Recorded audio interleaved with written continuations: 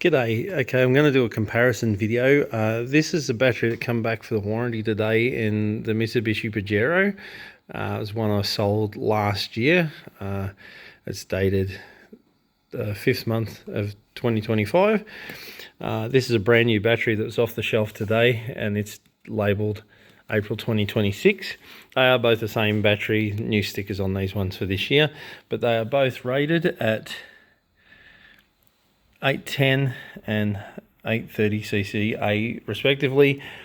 These ones were tended to be a little bit underrated for what they actually were, so they've just beefed up the sticker price there, so that's all good. Righto, so what we're going to do, this one here that come back for a warranty, it's now 5:50 p.m. That's been on the charger for 3 hours since the customer dropped it off. It went to the auto electrician and they deemed it faulty and said that it couldn't be saved, which is fine. Exide batteries are great. They cover every battery that they do under warranty. These come with a 3-year warranty. Everything's all good with that. But what we're going to do today is we're going to test them with an electronic load tester and the old pie warmer. So we're going to crank it up with a toaster and get that one happening as well. So the first test we'll do is we'll do the digital test on the old battery. So first things first with it, we select the battery type. It's a regular flooded battery, 810 cranking amps, and we do the test on it. So that's testing on that battery there. Just says there's no skullduggery. And we zoom in on the test and it comes up 100% state of charge and 96% health. 795 cold cranking amps. So the battery's rated at 810, and after a year of use in the car, it's got 795, which is only 15 cranking amps down over a 1-year period. So that's a really healthy battery. So we're also going to now disconnect it off there and place it on the other battery and do the same test on there. We're not going to change the CCA rating because they are the same battery, even though the sticker says differently. This one's been on the shelf for a couple of weeks.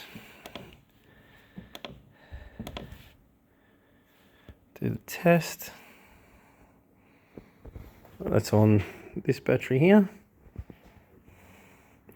And it comes up 857 cranking amps and state of charge is 1250, which is to be expected with one that's been sitting on the shelf for a couple of weeks. So that's all good. It just says it needs a bit of a top up on the charge, but no dramas.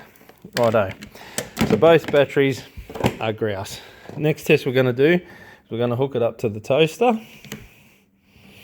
So this is a carbon pile load tester, and the test for this is, here's our surface charge of our battery. We don't want it to really drop below 10 volts under crank. It says here to apply half of the cranking amps load of the battery, so we're going to wind her up to 400 amps on here and see what it does after 15 seconds. So that's hooked up to the one the customer brought in this afternoon. Here we go. So we're at 400 amps on there. After 15 seconds the buzzer will ring to tell us what's going on with it. Perfect, and you can see there it's only dropped to 11 volts. We'll take the load back off, see if it recovers to its 12.6 volts again, which it does right now. Okay, so that battery is 100% healthy. We're going to do the same test on the new battery that's been on the shelf. It's on that battery there now. Crank it up to the same 400 amps. And there we go. Everything looks identical. The buzzer will go in a minute. We're on 11 volts. Everything's happy days. Comes back and the voltage recovers exactly the same. So there's actually nothing wrong with this battery. I would say to the customer, he probably needs to check his charging system and see if there's a current draw somewhere, because that battery just passed the test. We can't send it back for warranty, so we'll put that back on the shelf and sell it as a good second-hand battery at a reasonable price to a customer, and we'll be all good to go. Thanks for watching. See ya, bye.